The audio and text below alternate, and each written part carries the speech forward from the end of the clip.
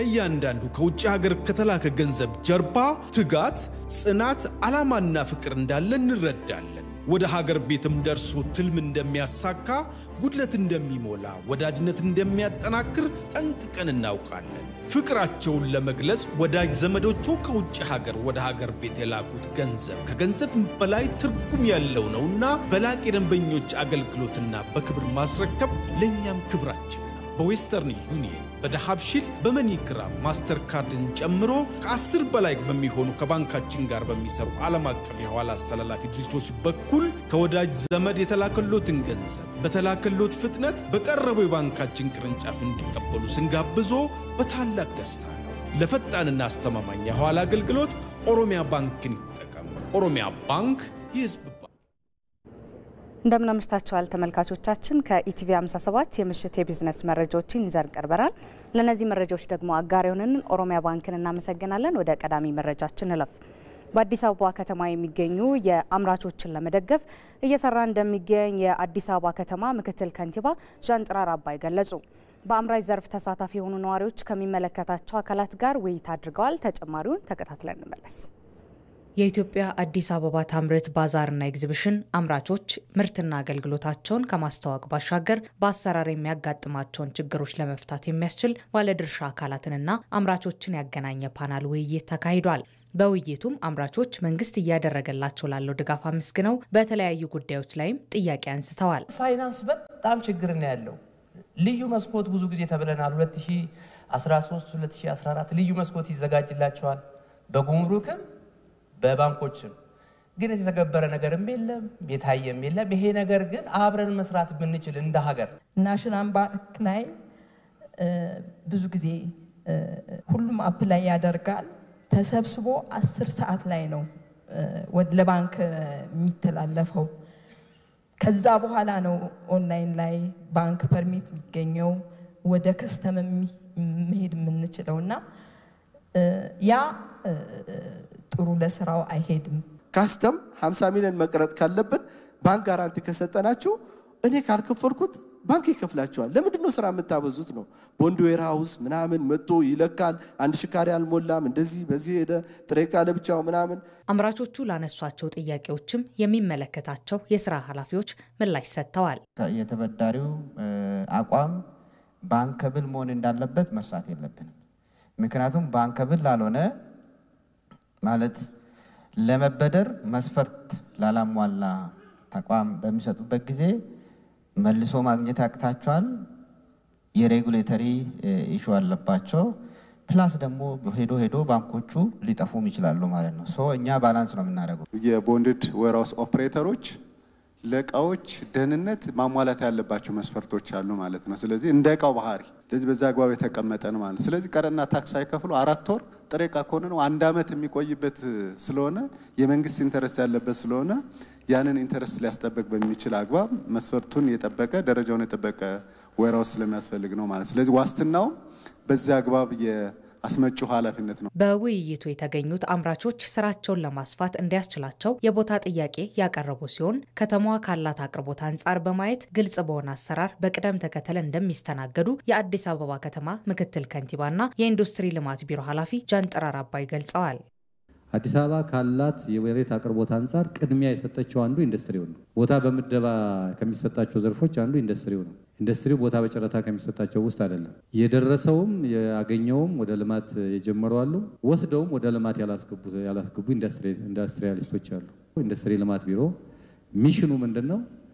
ወደ ማምረት ገብተው ተከራይተው የሚሰሩ፣ በግል ተከራይተው የሚሰሩ፣ በመንግስት ሼር ላይ ተከራይተው የሚሰሩ ኢቭን በራሳቸውም እየሰሩ የቦታ ጥበት ያለባቸውን በአመት የተወሰነም ቢሆን የችግር እየፈታን መሄድ ስላለብን መለየት፣ ደረጃ ማውጣት፣ ማወዳደር፣ ለውሳኔ ሰጪ አካል ማቅረብ፣ ከዛ ውሳኔ ሲያገኝ ደግሞ ወደ ተግባራዊነት እንዲቀየር ማድረግ ነው።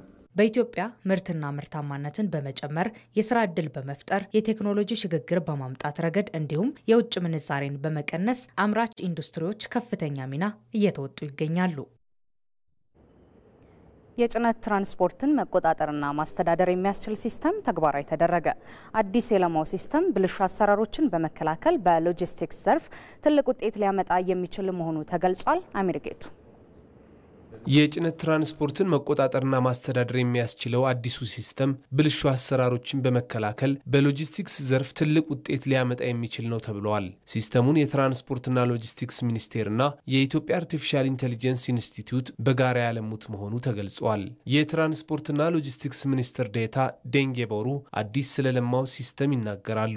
ብልሹ የሆኑ አሰራሮችን ለማስቀረት ከዛም አልፈው ፎርጀሪዎችን ለመከላከል ታሳቢ ተደርጎ ከያይ ጋር ይሄ በጣም ሰፋ ያለ ወደፊትም ታሳቢ ያደረገ አሁን ያሉትን አገልግሎቶች በሙሉ ያካተተ በሎጂስቲክስ ዘርፍ ላይ ትልቅ ውጤትን ሊያመጣ የሚችል የተቀናጀ የጭነት ትራንስፖርት አስተዳደር ስርዓትን ነው ላውንች ያደረግነው።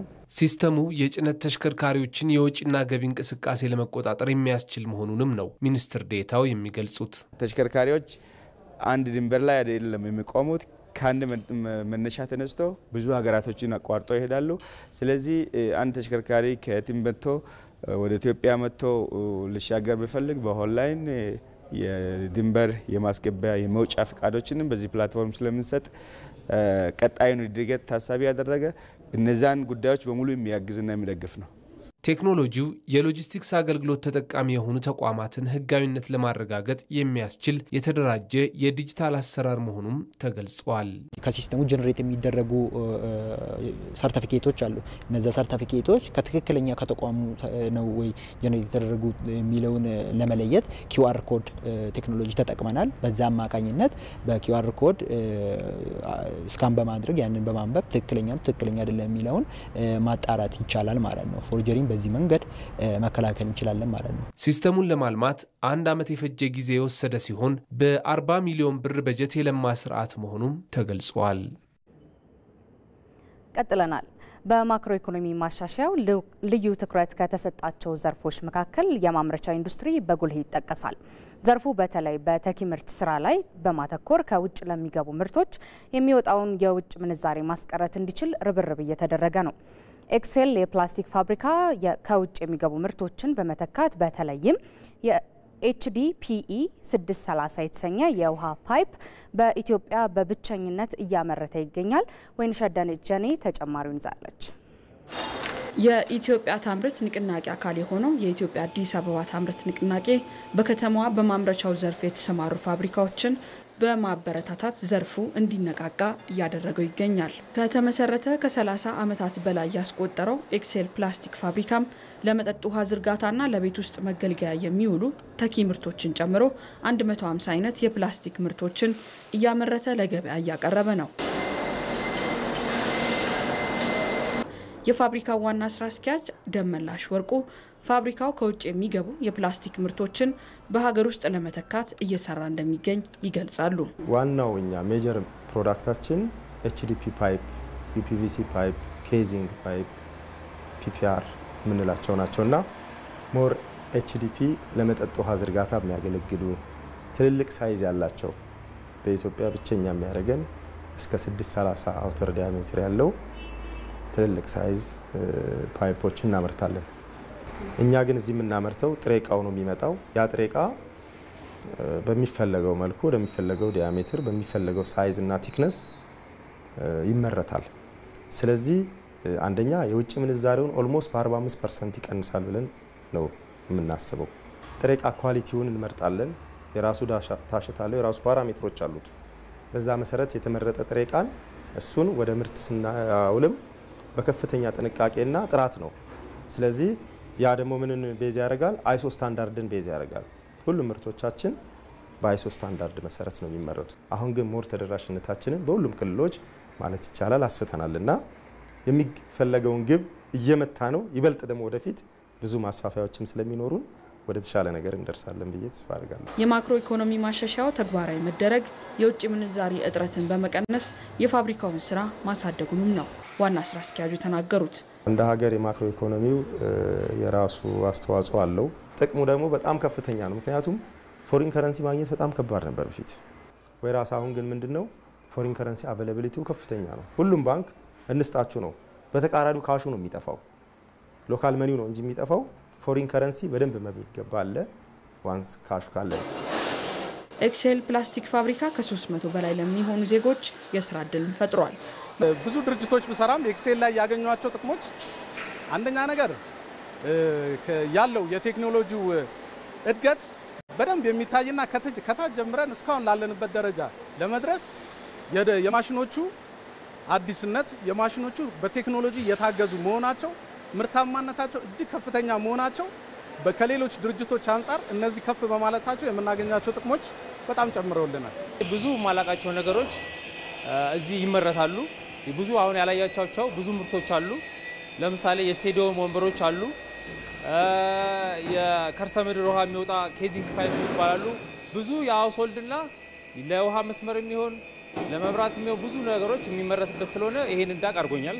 ፋብሪካው በ2016 በጀት ዓመት ከፍተኛ ግብር ከፋይ በመባል እውቅና ያገኘ ሲሆን በሚያመርተው የፕላስቲክ ምርት የጥራት ተሸላሚ መሆኑን ተገልጿል። ተመልካቾቻችን ከኢቲቪ 57 ለምሽት ያዘነላችሁ የቢዝነስ መረጃዎች እነዚህ ነበሩ። አብራችሁን ስለነበራችሁ እናመሰግናለን። መልካም ምሽት ይሁንላችሁ። ሰለሞን ወደ አንተ ለመልሳቸው። አመሰግናለሁ።